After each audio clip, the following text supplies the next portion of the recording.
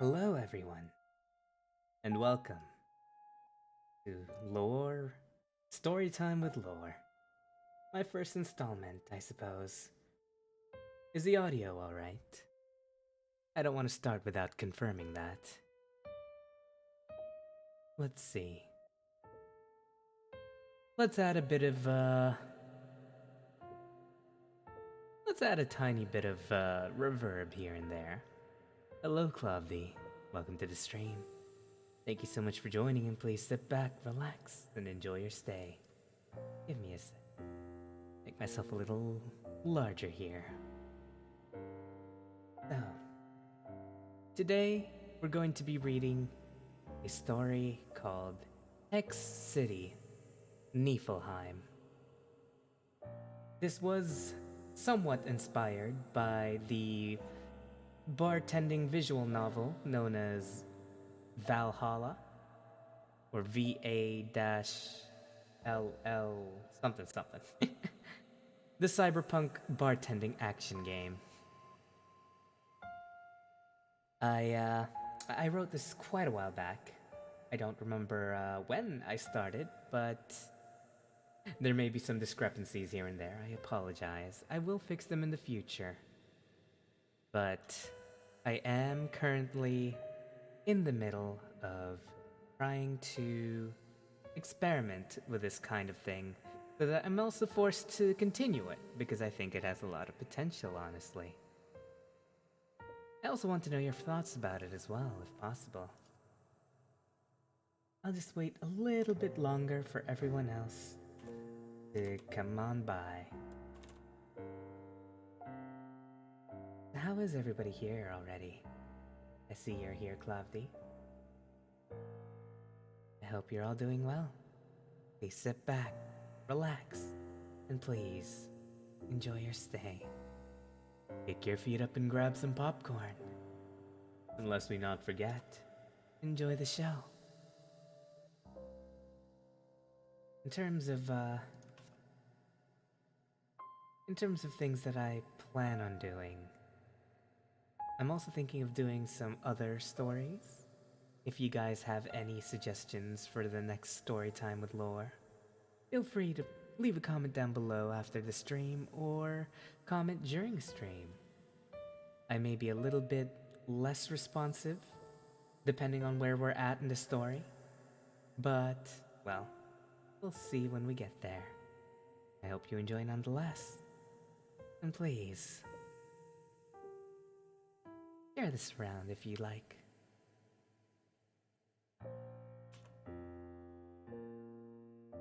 Alright. For now, let us begin with the prologue. This story is called Hex City, Niflheim. An endless cacophony of sirens could be heard throughout the broken-down city of Hextopia. To visitors, this may cause some concern. However, those who've lived here long enough have been desensitized to the endless cycle that every day brings.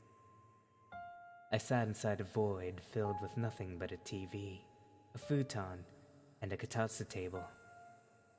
A barely working light bulb stationed on the roof, illuminating my surroundings.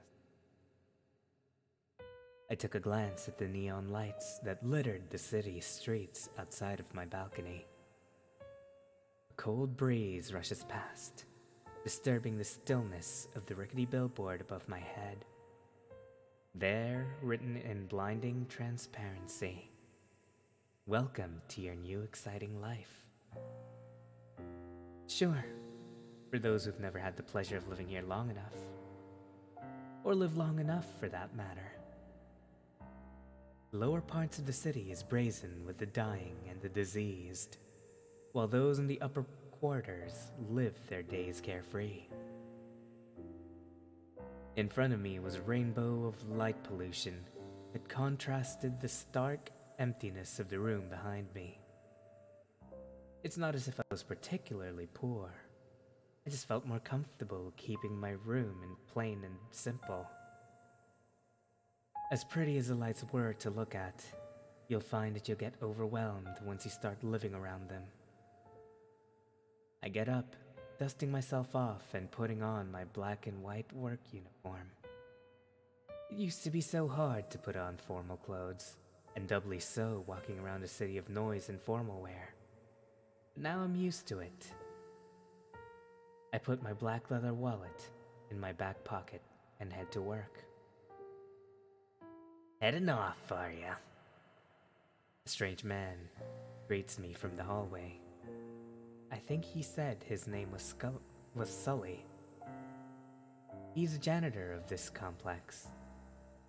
He's currently hunched over, mopping the floor with his thin mechanical arms, his drab clothing drenched in sweat as he struggles in his war against the culminating bacteria left by those who just simply do not care.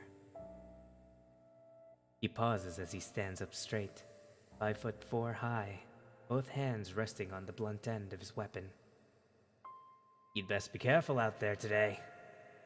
I heard they found another man stabbed 36 times in the chest. If you're not careful, you could be next." I appreciate the concern. I brush off as I walk down the stairs of the rundown complex. This marks the 5th victim just this week. The serial killer the media has currently taken to calling the Impaler typically stabs their victim 36 times in the chest in an erratic enough fashion to paint the walls in a glowing crimson.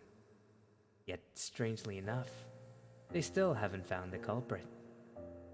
I say strange, but what do I know about forensic investigation? You'd think with that much blood and that many bodies you'd find some sort of lead. But according to official statements, they've yet to find a suspect. I'd say it's rather impressive, really. Even with how technology has evolved, somehow the Impaler is able to leave no traces behind. Must be pretty cunning, I huff with a smirk. I exit the complex and take in the sights of luminosity that pierce through my gaze every time I leave the safety of my near-empty canvas. And that was the prologue. How are you guys liking the story so far? Back after a horrendous code 2? What's a code 2, if you don't mind my asking? The next chapter is called N1-FL-H31-M. Noise coming from the spiraling lights faded. In front of me, a shoddy-looking entrance which I still to this day cannot tell if it's inviting or deterring. A screen above the door read in italicized letters, N1-FL-H31-M. Niflheim, if you can't be bothered reading all the letters out. It definitely wasn't the most inviting name they could have come up with, but since it was technically the address of the shop, the boss deemed it appropriate. I brushed my hair back with my right hand and let out a cold, dissonant sigh. Another night, another fight against my sanity. "Welcome to Nifl. Oh, good evening, Zald." A cheery auto-tuned voice greets. It was my coworker, Eva, short for Entertainment Vaid Assistant. She's part of a model of AI-controlled mechanical life forms aptly named the Mellifores. Creativity seems to be quite the strong suit in this city. She bows her head lightly, her long, flowy hair almost covering her elastic humanoid face. The uncanny resemblance to an actual human still somewhat unnerves me. They look and act just like us, complete with their own fears, quirks, and ability to feel guilty about things. And they're getting more and more realistic each year. What exactly is separating us from them at this point? I shook my head at the thoughts that distracted my mind and gave her a smile. "Good evening, Eva," I reply, raising my hand as a form of acknowledgement. The boss is out the back if you're looking for her. "Thanks. I'll let her know I'm in and get ready." She tilts her head with a smile, revealing lifelike teeth, before heading behind the metal counter at the back of the assembly of chairs and tables. There was a jukebox right next to it too, though I'm the only one who actually chooses the music. I grasp the brass knob and saunter into the manager's room. Welcome back, Zaldi. Did you miss me? A cheery, eerie voice takes hold of my ear. "Sure did, boss." I managed to get out without stuttering. Right in front of my face, clad in an eccentric mix of gothic and pastel colors, was my manager Sola. It was very hard to miss her, no matter what kind of freaky costume convention you go to, since she loves mixing contrasting fashion styles. Which is also why I feel somewhat disconcerted at the prospect that she seems to have been taking an interest in me. Does she know something no one else does about me? Or could it be that it's precisely because she sees me as bland and boring, the perfect contrast to her eccentricity? Oh, sweetie. I told you before to call me Sola. She says with a smile. "Yes, boss." So mean. She scowls. Ignoring her playful taunts, I continue to place my palm on a holographic screen on the wall. Palm prints recognized. Welcome back, Zalden Smith. A cheery, auto-tuned voice dispenses from the wall. It always creeped me out that an entire section of the wall could talk and interact with you whenever you clocked in or out of the place. But then again, I feel like I'm a little more creeped out by the boss's playful advances. I took another glance at her. A cool white light reflected from the side of her face caked in makeup, while the warm red glow of whatever apocalyptic movie she was playing on her screen dazzled her vanilla skin from the left. Much like her appearance, I really can't tell if I should be attracted to her or scared of her. She's been nothing but nice to me all this time, but I also can't help but feel like she's hiding some sort of dark secret from everyone. Maybe it has something to do with why she combines so many different fashion styles at once. Brushing that thought away, I decided to head back into the bar where Eva awaited me. Welp, kinda mixed drinks and... loosen lips, I say to myself. It was my bartending teacher's motto. He'd always told me that those who came to the same bar often come to let go of their worries, or just have someone to talk to. I questioned the wording of it a little, but I might just have a dirty mind. I've always wondered where he got that phrase from, or how it came to be in such a specific manner. I was never close to him, so I never really bothered to question him before. But unfortunately, he was one of the first victims of the Impaler, so it's not like I can ask him now.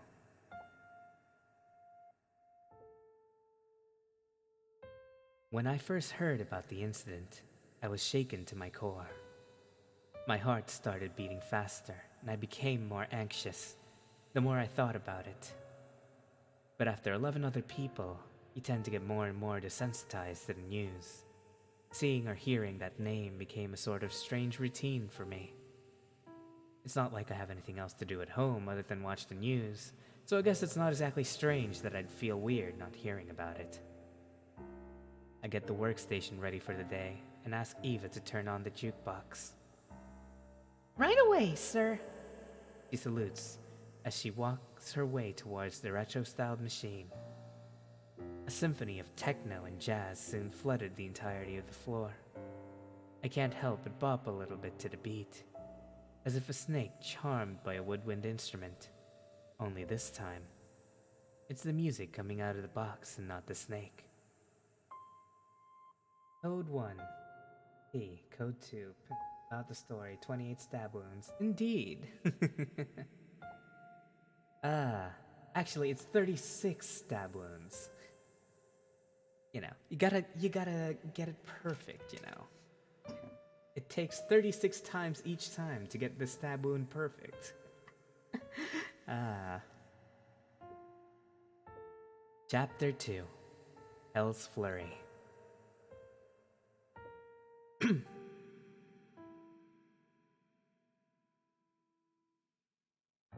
I continue to polish the whiskey glasses while awaiting more customers.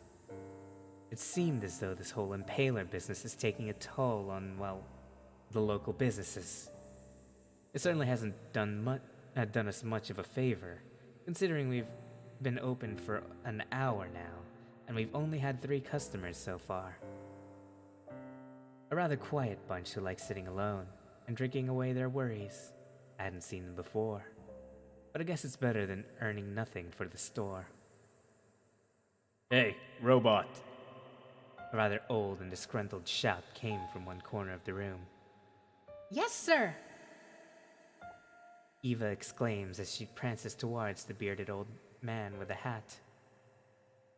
His face was rugged, wrinkles settling in well with his age, a trench coat that looks a little bit too big for him spilling from his velvet seat. Though it's hard to tell his exact height while sitting, I could tell he was shorter than our regular customers. It was not hard to think of an old dwarf while looking at his build. What can I get for you? Give me something that packs a punch. He demanded with a frown. Well, sir, we've got a few that... Give me the strongest one, I don't care which. Right away, sir. Eva, visibly shaken from the battle, walks towards me and asks me to make our strongest drink. And don't think you can get away with just giving me your strongest whiskey. He yelled from across the room. Won't be a problem, sir. I replied as I began preparing for war. If he wants to be vague and rude at the same time, he's gonna have to deal with the consequences. I began mixing a shot of vodka and Fireball whiskey into a diamond tumbler, carefully allowing the liquids to flow into the base of the glass. Then I added a small splash of liquefied fermented chili peppers into the glass before topping it off with a shot of 95 and a slice of lime. It was a joke cocktail that my teacher had taught me. He said that only one person had ever actually handled it, much less liked it. One Hell's Flurry, I announced to Eva as I placed the glass gently onto her tray. Hang on, did you just say Hell's Flurry? The old man, now standing right next to us, began his interrogation. Yes? Did you know this drink? He remained silent, boring holes into my head with his piercing gaze, before sitting on the bench and snatching his order from the tray. He observed it carefully, lifting the glass above his head, as if trying to determine something, by shining a light from the other side. Well, it's not the worst way I've seen it made, he says, closing his eyes and chugging down the entire glass in one gulp. That scene has been imprinted in my mind. An old geezer just gulped down an entire glass of what's supposed to be a sipping concoction, and continued almost unaffected. Say, where did you learn to make drinks, young man? He said in a more agreeable tone. My teacher was a man named Rowan. Rowan Aardvark! He perked up. Yes. Did you know him? In a manner of speaking, I was his father. Ah, I see. I apologize for your loss. The mood had turned somber for a while, Apart from the symphony coming from the jukebox, there was an awkward silence. Eva had taken this chance to stand a little further away from us, no doubt under the guise of being closer to the other two customers in the bar. It's fine, kid. Not like you were the one that did him in, he stated, finally breaking this awkward silence. I laughed nervously. It's rather shocking to see his father in this part of town. Last I'd heard, he was investigating a mafia gang that had planted its roots in the upper parts of the city. Rowan told me you're a detective, I inquired, in an attempt to keep the conversation going. Yeah, I guess I used to be a detective. He brushed off as he asked for a refill on his drink. Used to? 2 years ago when my son died, no one could figure out who the Impaler was. After a while, it became labeled a cold case and deemed unsolvable. My boss tried to get me taken out of the assignment, telling me to focus on other work, and that I'm too close to this case to be of any help. So I spat on his face and turned in my gun and badge. I laughed at the prospect that someone so hardcore could be the father of the same man who taught me to mix drinks and loosen lips. Our exchange went on for a while before asking him about that motto. Ah, well, that was actually my bad. You see, when my son was still a child, he'd often ask me about my drinking habits and why I spent so much time at the bars. I told him that I'm investigating criminals, and the bar is the best place to loosen lips of the sleazy denizens of the city's underbelly. Of course, that was only partially true, but I suppose he never found out. He chuckled at the thought. Well, I somehow don't want to really use this motto anymore. Oh, you'll be alright, kid. The reason behind his motto may not have been sound, but you can still attribute it to his great drink-mixing prowess. Sage advice, and one I may take on board. The more I got to know about the guy, however, the more I felt a certain pang of guilt. This was my teacher's father, after all. Even with his rugged exterior and colorful personality, I could tell they were definitely family. We continued talking some more, as if old friends catching up together, occasionally stopping to mix drinks for the other two. Honestly, it's a welcome distraction, all things considered. There really wasn't anyone else coming in today. Ah, well, it was nice talking to you, kid, but I think I'd better head off for today, he says as he slaps a stack of cash onto the counter. Keep the change, he says as he turns around and starts walking out. Oh, and before I forget, be careful out there tonight. There's a rumor going around that the Impaler's been sighted somewhere around this area. Welcome to the stream, Firefox. Thank you so much for the compliments. My heart dropped at the thought to an almost dizzying degree. I may no longer be a detective, but that doesn't mean I've stopped looking for the monster who mutilated my son's body. If you see anything, let me know, but don't put yourself in harm's way. The door closed behind him, the shadow of his silhouette slowly disappearing into the night.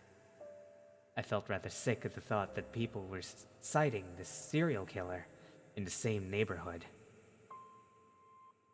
Sweat began to drip from the ends of my hair, and I could feel the anxiety bubbling from within. Was that why the janitor was warning me earlier? I couldn't shake the thought of it, try as I might. Are you all right, Zolly? A familiar voice reverberated behind me, snapping me out of my stupor. I turned to the comforting sound to find Sola, looking at me with a rather worried look. Sorry, boss. Call me Sola. Her face changed to a mischievous smirk. Usually this act would be unnerving. However, seeing it now actually served to calm me down. Yes, boss. She snickered a little bit before turning her back to me. She began walking slowly towards her room, hands behind her back as she did it.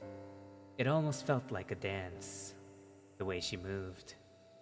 Her long hair, one side unkempt, and the other ever so slightly curled, flowed as she took each step. A gentle breeze passing through us, as though we were in a field at night enjoying a cool breeze. We of course were indoors, which made it quite odd that there was even a breeze getting through. Then it hit me.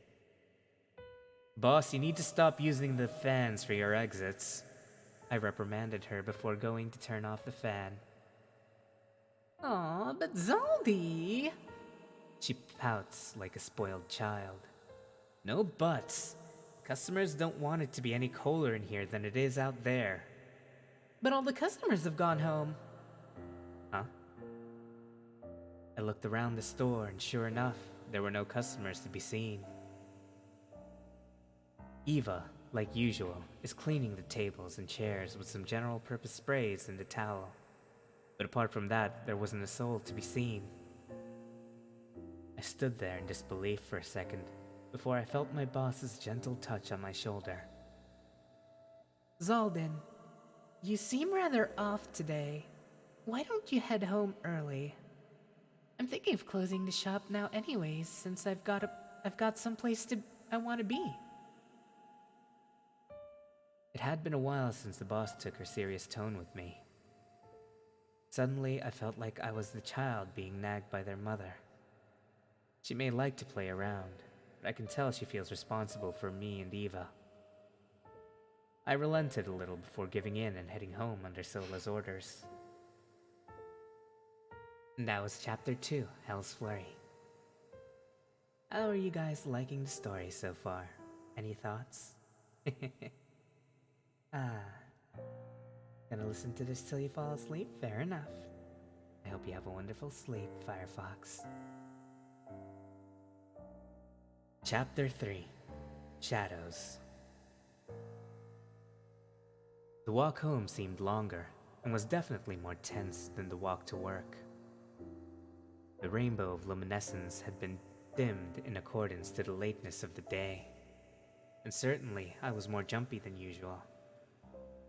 There was an odd sensation, like a glare burning at the back of my head. Was I being watched? Was someone following me? I looked around me, an empty alleyway housing a forest of bin liners and rusty grain boxes. That's fair enough. I hope you can sleep well with my story. Close your eyes and listen to my voice as you drift off. Occasionally, at the corner of my eye, I'd spot them. A shadow lurking behind the foliage of this rundown scrap heap. But whenever I tried to get a better look, the shadow disappears, only to be followed by another shadow in a different corner of my vision. An entire minute flew by before I shook this off as my mind playing tricks on me. If I were truly being followed, it may be better to get out of the alleyway. Picking up the pace for the first time since I left the bar, my breathing grew more panicked and erratic, the sudden sounds of a plastic bottle dropping stopping me in my tracks. I carefully looked back, trying to discern something, anything from the source of the sound. However, once the fastening metronome of the plastic bottle had come to a stop, the world simply stood still. The only sounds left were the echoes of my heartbeat, drumming at my ears and halting my breath. I waited a few more seconds. Nothing. Did they leave? Maybe knocking over that bottle screwed their plans. I comfort myself with that thought until I hear the sound of rustling plastic. "Who's there?" I managed to yell. Silence followed once more, haunting my mind with thoughts and images of my mentor, bleeding from multiple freshly made orifices. The red that coated the rusty metal walls permanently seared into my mind. My heart raced with each passing moment, I finally began to make out movements in the darkness. Of course. How could I have been so silly? Rats. I'm in a literal field of sludge and rot. As if I, of all people, would be followed. I made it a point to make myself as scarce as possible whenever I am going to and from work. I let out a sigh before laughing at my own stupidity. With renewed confidence, I continued home without fearing the shadows in the corners of my eye.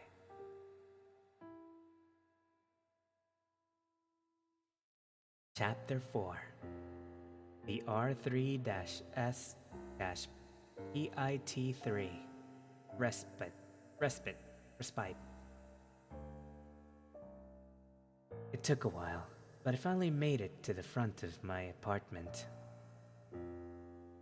It was a sight for sore eyes, given the circumstances. I never thought I would miss the warm embrace of the neon lights hanging by a screw, nor the pungent smell of garbage boxes littered all over the front of the apartment before garbage day. It was a repugnant smell that spoke volumes of the average tenant living in this block of land. However, it brought a comfortable discomfort to be closer to home. Respite. I couldn't help but let out a huge sigh of relief. Block R3, Section S, Personal Individual Tenancy. My unit number was 3, and so I called it R3-S-EIT3, Respite. Though the 3 at the end doesn't quite exist on the giant luminescent magenta hanging in the air in front of the building. I took a look around to make sure no more shadows were following me, and sure enough, it appears I am free. I also no longer feel that eerie sensation that someone's watching me either, so I really could not be happier. I let go of the tension, looking around once more to take in the devastating sight of freedom. Oh yeah, garbage day tomorrow, I thought as I continued towards my personal Valhalla. The front door let out a whirring sound as a light scanned my body up and down before letting me in. If there was one comfort to any of this for anybody, it's that the living quarters typically tended to have a security system that would not let anyone it didn't recognize in. Of course, there have been occasions for the adolescents where they've gone to visit their family for a few months, had a growth spurt, came back, then all of a sudden couldn't get back in. But it's not like I'll ever have to worry about that.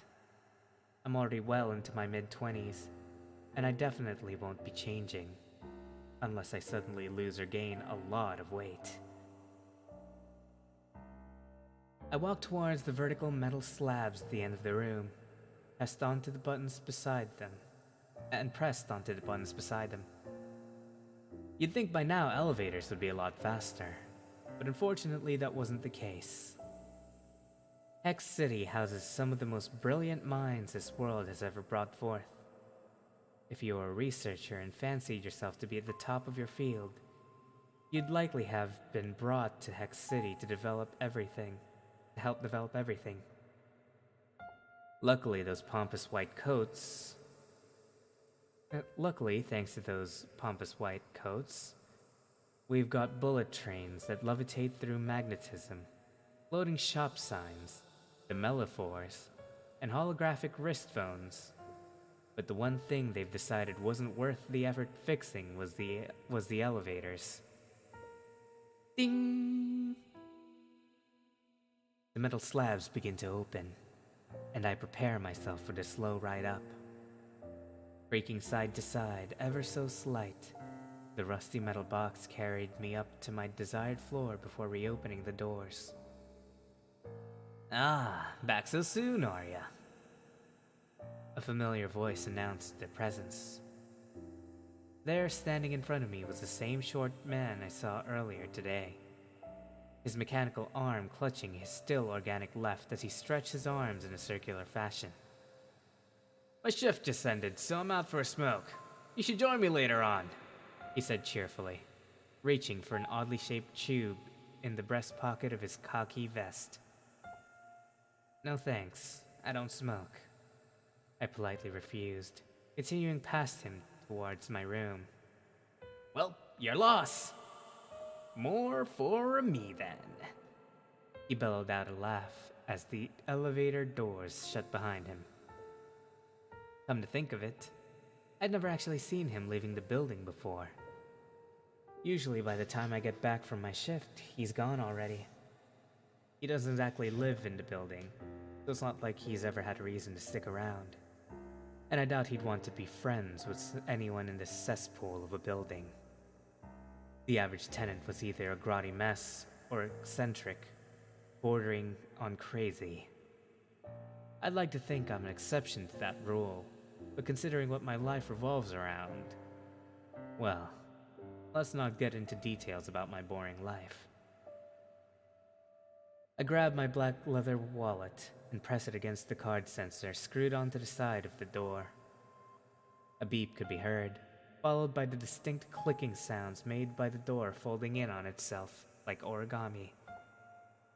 On paper, this might sound amazing, but honestly, the amount of times this kind of design has caused a serious accident involving people getting hurt or loose clothes getting caught in the folding process is staggering for something that still hasn't been deemed too dangerous for public usage.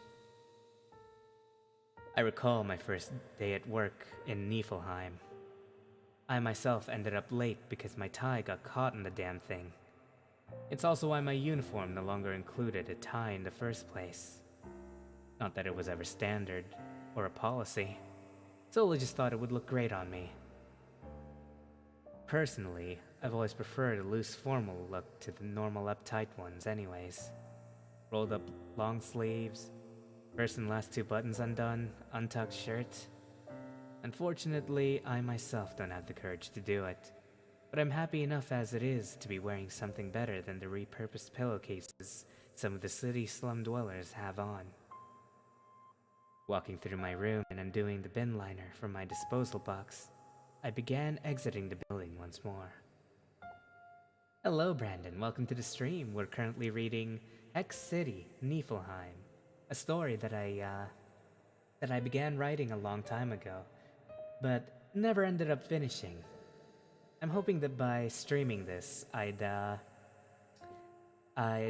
be able to put myself in a situation where I'm forced to continue it.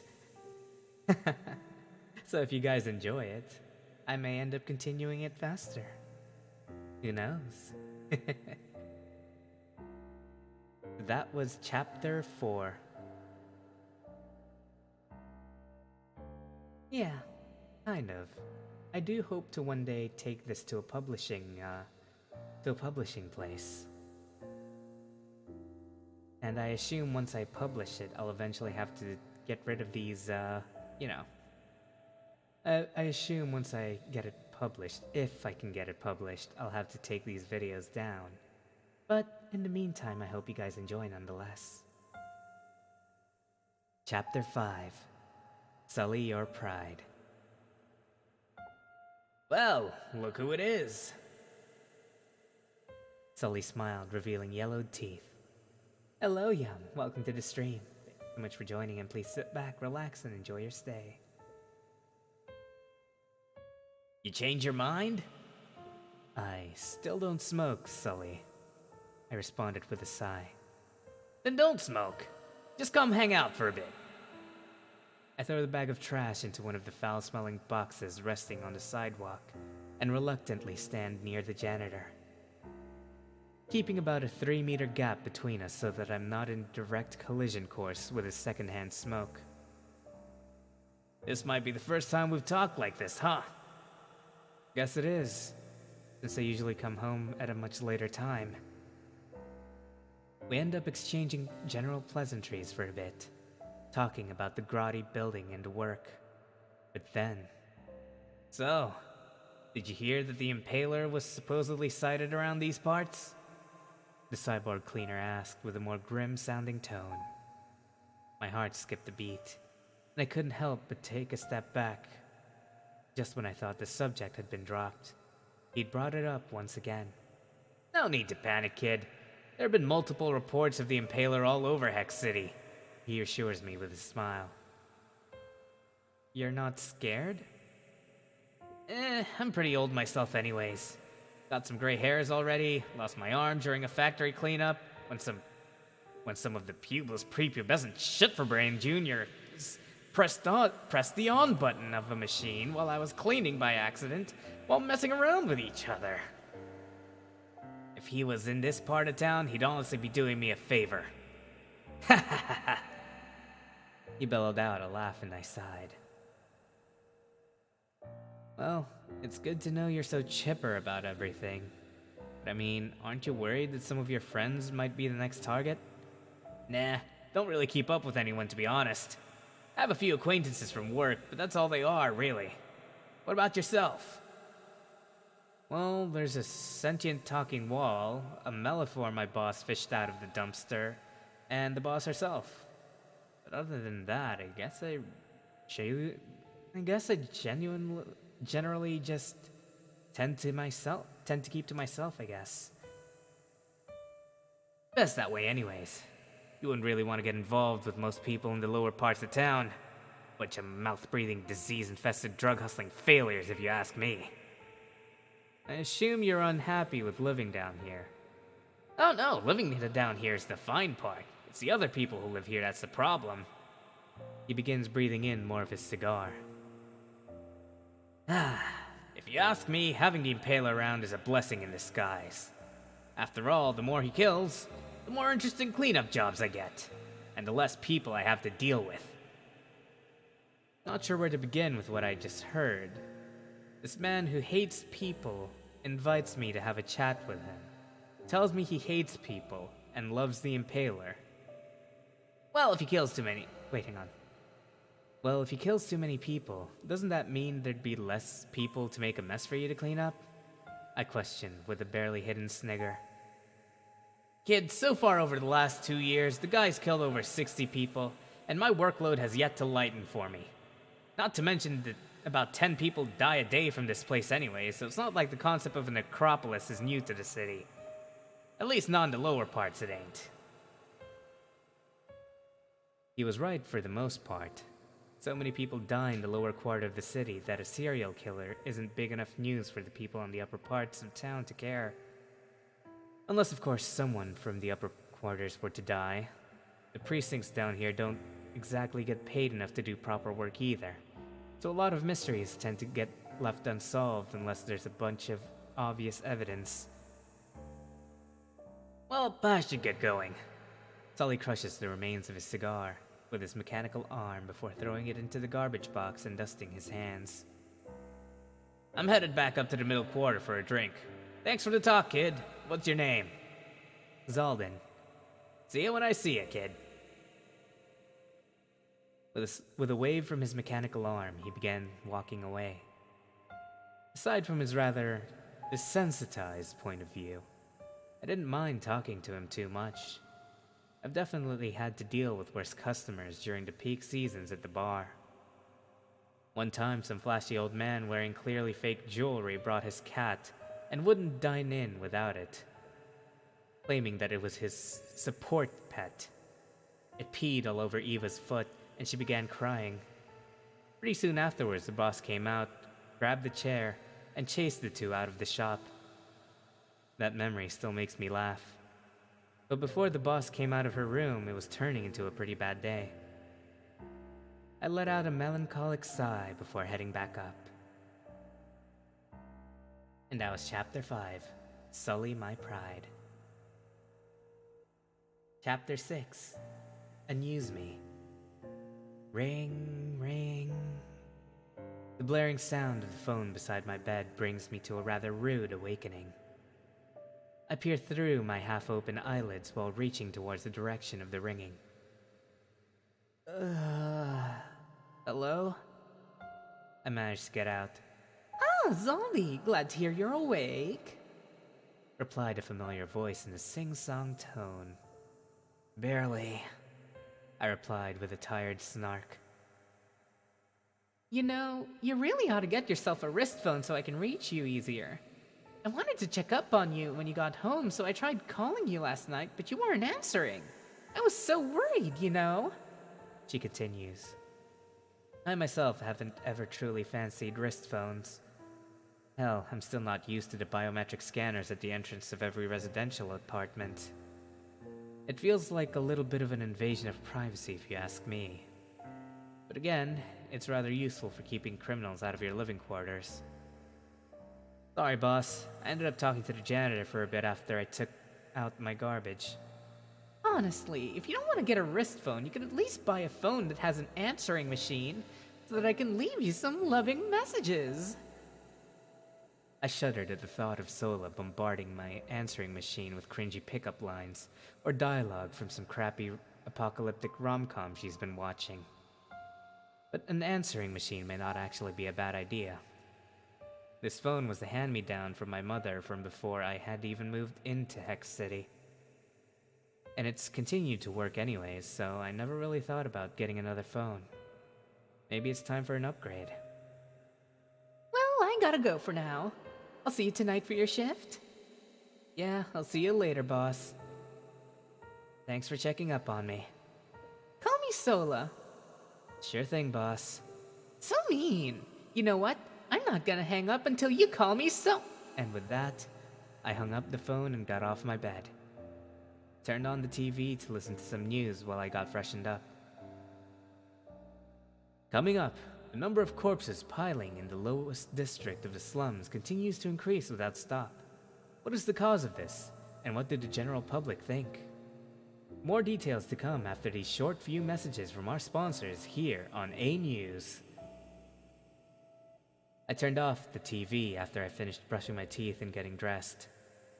I don't quite recall why, but I'd always avoided the technological market district down at N1-FL-3.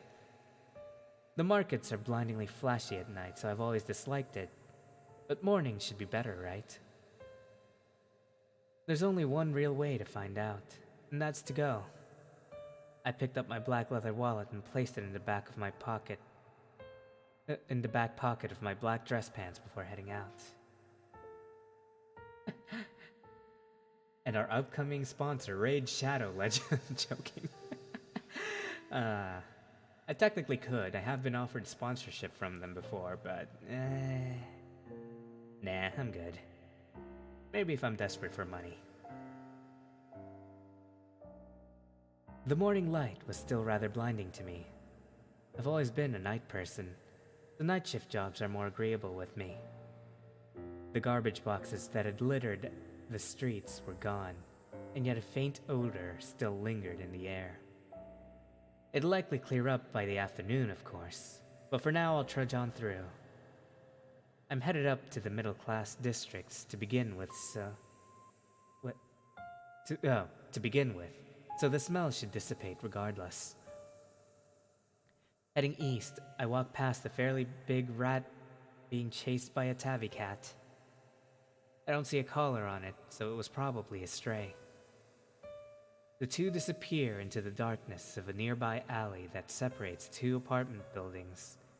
Most of the lower-class district's buildings looked almost identical, save for the different holograms and luminescent lightings each one housed in front. Luckily, thanks to the signs being in intangible form, no middle school prankster or cliques can use spray cans to mess with them, so it's pretty easy to keep track of which part of this grid-based map you're in. I honestly kind of miss my adolescent years outside of the city. The air wasn't stale from all the pollution in the air, and the streets were more open. There was also a significant amount of plant life that was nice to look at, as opposed to the light that keeps burning my retinas. The city is divided into 4 sections from top to bottom. Sectors A to E is at the top, where all the top scientists, sponsors, and rich folks are able to look down on the rest of us. It's also where you'd want to go to get the latest tech, but you better hope you have enough money to afford them, since they jack up the prices so much for the arrogant nobles up there. Next down the chain is sectors F to K. In my opinion, the worst of the sectors.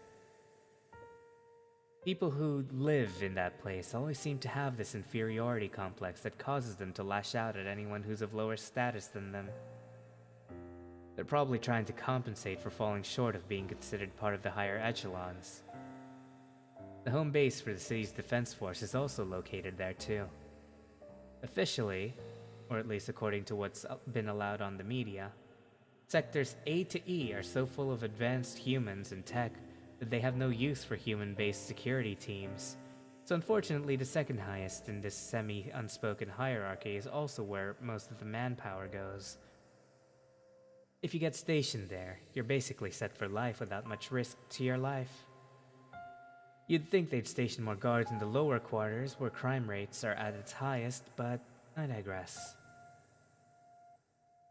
L to Q is where the middle class is located. It also happens to be where the bar I work in is located. N1-FL-3-H31-M. It's not too far off from the shopping district I'm headed towards either. Most of the citizens in the middle quarter of the city are rather flamboyant. Nowhere near Sola's level of eccentricity, mind you. But you can encounter some fairly odd characters here and there. I try my best to stick to myself when I'm here, but I haven't had much of a chance to get to know anyone, personally. But I'm sure most of them aren't too bad. It's where I met my late teacher, after all. Finally, there's R to Z. It all keeps going downhill the further you go in the alphabet. Luckily for me, I live right at the edge in R3-S-PIT3. Most I have to worry about is the general hygiene of folks who live near me. I could technically afford to rent out a property in the middle quarters, but I'd rather stay someplace cheap so I can actually afford to buy property instead. You never really know when you'll get kicked out of your place when you're renting out property after all. Getting back into the lower quarters, there are barely any law enforcement agencies spread across this section, so most of the time resources are rather stretched. It's why serial killers like the Impaler are able to get away with what they do. By the time a forensics team is sent out, 3 other crimes requiring more resources to solve have already popped up. It's a rather bloody affair the closer you get to Sector Z. Most of the streets there are lined up with scrap metal and whatever other salvaged goods they can get from the dumpsters. From V onwards, it's almost as if you were visiting a shanty town. You're also very likely to get mugged or have your bag snatched from you if you wander into their section, looking even the tiniest bit like you're better off than them. Most of the Hex City police force don't ever even bother with the crimes down there, since it's essentially become part of their lifestyle. Not to mention the horrid atrocities that happen in Section Z. I shake off the thought as I arrive at the shopping district, where I am immediately met with a rather intrusive reception. Hello there, good citizen. My name is Rebecca Wilkins, reporting live from A News. What are your thoughts on the current state of affairs of Hex City? What with the serial killings and in the lower and middle districts, as well as the constant increase of death tolls of those who are forced to live in the lowest of the lowest sections of the city. Wow, that is a freaking mouthful. An annoyingly chipper yet somewhat serious voice grates at my left ear. I turned to face the rather obnoxious-sounding reporter and was met with a short, bespectacled lady wearing a frilly dress shirt and dark green skirt. Her head only reaches just above my shoulders and is currently shoving a mic directly into my face with a stern look. Her eyes felt like it could pierce through my soul, and yet she was smiling at the same time. It almost seemed like she could blow up at any minute and murder me if I said the wrong thing. Honestly, I haven't been keeping up with the news, so I'm probably not the best person for you to ask that. I lie through my breath. Of course, I'm always watching the news when I'm at home. Far too many things happen in this city for me to miss much. But I just wanted to get away from her as fast as possible. The cameraman still had his equipment pointed towards me, however, and the reporter seemed to not be deterred by this either. Ah, forgive me. With such plain attire, I figured you probably stayed at home a lot and watched TV like an old man. She says without tact. The truth hurts when you put it that way. Well, then here's the long short of it. She then proceeded to spend an entire 5 minutes explaining to me the situation in a frivolous attempt to get me up to speed and get my opinion on things. By the first minute alone, I already knew I should have just been honest and saved myself the trouble. Now I'm being filmed on national TV and I'm forced to feign ignorance and interest in order to stop myself from looking like an asshole to everyone. And that about sums everything up. So, thoughts? She once again jams the mic into my personal space. I swallowed my urge for petty vengeance and answered. It would be nice to get some more support from the government in the lower quarters, especially with a serial killer, I say flatly, before attempting to walk away. Unfortunately, before I could get away, she once again forces herself in front of me. Please give us a further insight into the life of someone who dwells in the lower quarter. What are the streets like, and what would you change if you could? She immediately follows up. I can feel my right eye twitching a little, but she doesn't seem to notice or care. With a heavy sigh, I tell her about the disgusting alleyways and streets that aren't cleaned nearly enough. How the garbage truck only ever visits once a fortnight, as opposed to weekly like in the middle and upper quarters. And how I saw a cat chasing a rat in broad daylight. It was a rather tiresome effort on my end, especially since I'm not too used to being the one talking. I'm more of a listener to be sure, which is why bartending seems to be my calling. Thank you for your wonderful insight. Oh, here comes another person coming from the lower quarter.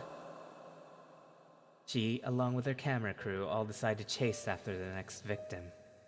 Before they change their mind, I quickly walk away from them and finally head towards an electronics store. Chapter 7. Fears. I was finally able to catch my breath, getting lost between the passers-bys. Unfortunately, my boring, plain clothing is what's causing me to stick out like a sore thumb. The average pedestrian in this sector tended to wear more intricate clothing, or at the very least have brightly colored hair, or glowing accessories like hairpins or armbands. Otherwise, the ones that do wear clothing as plain as I do tend to have cybernetics where certain limbs used to be. I feel almost like an exotic animal with how much attention I'm garnering, and it's starting to build a bit of anxiety inside me. Right. This is why I didn't like heading out towards the shopping district. Too many prying eyes, as if I'm being judged by the world for not being part of the herd. I occasionally overhear people talking about me amongst the chattering crowd. Hey, look at that guy. Where do you think he gets those kind of duds, lol? A guy with bright pink hair and gear earrings blurts out loud to his female compatriot. Like, OMG, super tacky and bland. Maybe he's depressed because he just got dumped or something. The blue-haired harlot sniggers back. More like dumped him because of it. They both laugh out loud like an obnoxious pair of kookaburras. Good to know it's at least getting a laugh out of them. But when people start using internet terms in real-life conversations? Swallowing the thought, I press on through the frankly alienating crowds until I reached my destination. Ah, welcome, welcome. You must be new in town. I'm Victoria, and this is my electronics shop.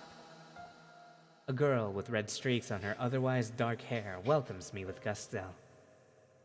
I've actually been here for 3 years now, but she said it with such energy that I didn't have the heart to tell her. The girl looks at me with curiosity, her fringe almost covering her eye before she affixes it back into place. Her bright blue eyes radiated this warmth, almost as if it was asking you to be as excited as her. She walked over to me and looked up, as if trying to interrogate me. You want a phone with an answering machine? she proudly exclaimed, raising her arms up in the air as if she had just won a prize. How did you? Shh. She holds her index fingers up to my lips. A magician never reveals her tricks. But you're in retail, I ask, befuddled. I'm a tech wizard. She says with a smug, satisfied look on her face, as if to tell me that should answer all my questions. Obviously, it does not. Right, so could you... Cecile! She yells out towards someone in the back. Coming! A lighter yet similar sounding voice comes from the back. Suddenly, there was another girl. A little bit shorter than the first. Her hair completely pitch black this time and sporting curls which contrasted Victoria's rather straightened out hairstyle. Much like her height, her hair also happened to be shorter too. From her paws, she presented a box that had an image of a phone with an answering machine. Paws? I accidentally blurred out. Yep. They may look fluffy on the outside, but they're completely mechanical on the inside. Cecile says cheerfully. Aw, they look adorable on you, silly.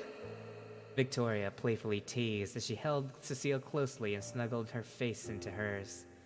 Tori, not in front of the customers. The girl, now flushed on the cheeks, managed to get out. Ah, that's right. My apologies. They'll be $40, thank you. Victoria regains a semblance of professionalism before reaching out a small black pad.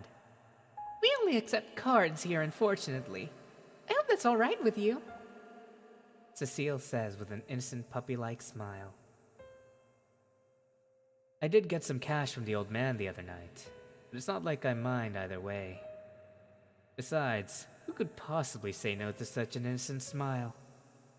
I quickly give them a nod before reaching for my wallet and tapping it onto the black panel on Victoria's arm. The act was accompanied by an ensemble of beeping, followed by a mechanical voice that declared my payment went through. Truly a pleasure doing business with you, Zalden. Victoria smiles and bows politely, still sticking to Cecile like epoxy resin. How did you? Tech whiz! That doesn't... Tech whiz! Will you? She puts her finger up on my mouth once more. Shh! Tech whiz! I feel as though my rights are being violated. I sighed in disbelief. No, Tori just has an earpiece that reads people's brains and allows her to hear people's immediate thoughts if she's close enough. Cecile tells me with a smile. Oh, come on! You didn't have to tell... You could have let me have that! Victoria puffs her cheeks with a pout. Remember a few weeks ago when that pink-haired misogynist threatened to call the police on us? Cecile reprimanded with a surprisingly firm tone of voice. I remember. Victoria dejectedly lowers her head. There. Cecile comforts her, patting her head with her white fluffy paws. Mind-reading earpiece? How's that even possible? The city's technology is the most advanced in the world, but it's gotten so far as to allow people to pry open the minds of people and scoop out my own thoughts? This is rather upsetting. Oh, don't worry about it. It's not like they've gotten that far with the technology. Look around you, Victoria suggests, interrupting my thoughts. Around me, spaced about 3 meters apart, were 4 odd-looking pillar-like contraptions. The first 2 of which I had assumed were simply sensors that detected thievery. The entire store is filled with all sorts of technological junk that it had just blended into the background. You need to stand in the middle of that in order for you to have your mind read, Victoria declared, puffing her chest out with pride. I quickly step away from the middle of the 4 pillars before letting out a sigh. Oh, don't be such a baby. It's not like we can read things you want to keep a secret. Out of the corner of my eye, I saw Cecile rubbing her paws together with increasing velocity. Then... Cecile put her paws on Victoria's back, and almost immediately I saw the ladybug start spasming, as if she were being electrocuted. Don't insult the customers, sweetie, she sternly said with a miffed expression. Suddenly, the power dynamic between these two was rather unclear to me. Cecile seemed so innocent and nice at first, but now I can't bring myself to call her that. Victoria, though spunky and outgoing, and seemingly headstrong, appears to have a weakness for her. Sorry, dear. She laughed it off, as if already used to it. Glad you understand. Cecile smiles at her as she helps her back up. I'm amazed at the ingenuity of those mechanical paws. It's said that fur tends to gather up static electricity, so I guess it only makes sense that if it had any offensive or defensive capabilities, it would be electricity-based. The two held each other in their arms before Cecile lifted herself up to her toes and whispered something to Victoria's ears. I was a little too far away to hear it, but I get the feeling based on Victoria's sudden bashfulness it'd be best not to ask. Sorry for our awkward display. Cecile bowed her head as she handed me my answering machine. I thank her and tell her that there's no need to apologize before turning around and walking away.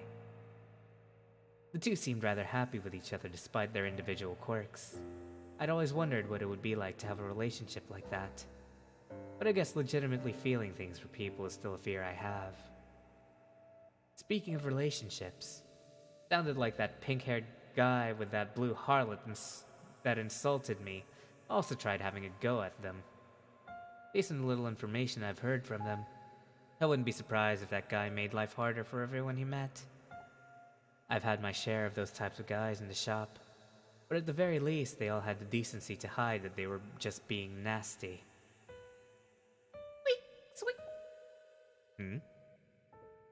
I looked towards the direction of the meek-sounding squeaks and noticed a small gray rat standing on its hind legs looking at me. That's rare. Not many places in the middle of a shopping center where rats end up.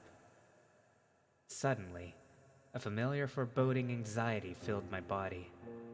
It felt as if I were being watched, just like last night. What is this? Who's following me? I glance around and yet I see no one paying me any mind. Wait, where did everyone go? If I were being watched by a crowd, it wouldn't have surprised me. However, the stores have yet to reach anywhere near closing time, and the crowds would normally still be significant during this time. I scratched my head while cautiously continuing towards the exit, carefully looking around my surroundings before noticing there, at the corner of my eyes, a hooded figure peeking from behind a vending machine. I could not determine who it was, as they were too far for me to see, but I knew I had to get out immediately. Breaking into a sprint, I struggled to keep my breath in check as I ran towards my apartment. And that was Chapter 7, the latest chapter of this story. I've yet to write more, but what did you guys think of the story? There were I noticed a few errors in my writing, unfortunately, that I will have to end up fixing in the future, but that'll come with time. I will continue this regardless, but I may continue it sooner if you guys were interested in me writing more of it. Yes, that was original. Yeah. It was inspired a lot by the cyberpunk bartending action visual novel. What's it called? Valhalla. If you guys have seen that game, VA-LL-Hall-A. Yeah. So that's where I got most of my stuff from, and I just kind of made my own universe with Hex City, you know. Yeah. Derivative work. Ugh. Excuse you. I take my work very seriously. But yeah, I figured I'd make something dark and gritty that I could actually, get into. Because, I may have a fantasy model, and I do like fantasy a lot, but there's just something about cyberpunk scenarios that just, you know, get my head running. The amount of things you could actually do with a cyberpunk setting, you know? The technology, you don't have to be limited by you don't have to be limited with writing about things that exist, I guess. Or like limiting yourself to the limitations of technology as it is today. Which, you know, gives for a fun world to be in. That's why I decided to go for a cyberpunk thing. And also, when I first started writing this, I had just finished Valhalla, so I mean, I was kind of like already thinking of making a story beforehand, but then I was like, okay, so I want a serial killer thingy that's kind of messed up, but also kind of fun. And then I played Valhalla, and I was like, okay, I'm putting this into a cyberpunk scenario. Yeah, I hope you guys enjoyed the reading. There were a few times I kind of messed up, and I apologize for that. But well, we'll have more fun with it the more I write for it. Yeah. I was thinking of only making it about 12 chapters, but I feel like I could actually build this up into a proper book. You need to sleep now? Alrighty. Thank you very much for stopping by, Yum. I hope you enjoy your sleep. I hope you enjoyed your stay. Good night, sweet dreams, and sleep well. As for the rest of you, if you guys have any stories you guys would like to, you guys would like for me to read, I'm more than happy to. I said sweet nightmares, didn't I? Oh, right, sweet nightmares, yes. Sleep well and sweet nightmares. It's sweet, not sleep. Look, okay, I'm kind of tired. I just woke up from a nap because I was so sleep deprived.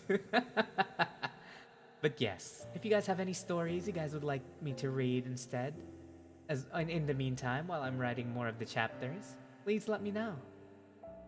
Anyways, for those of you who haven't already, don't forget to like and subscribe if you haven't already. And I'll see you all next time. Take care of yourselves, and sweet nightmares.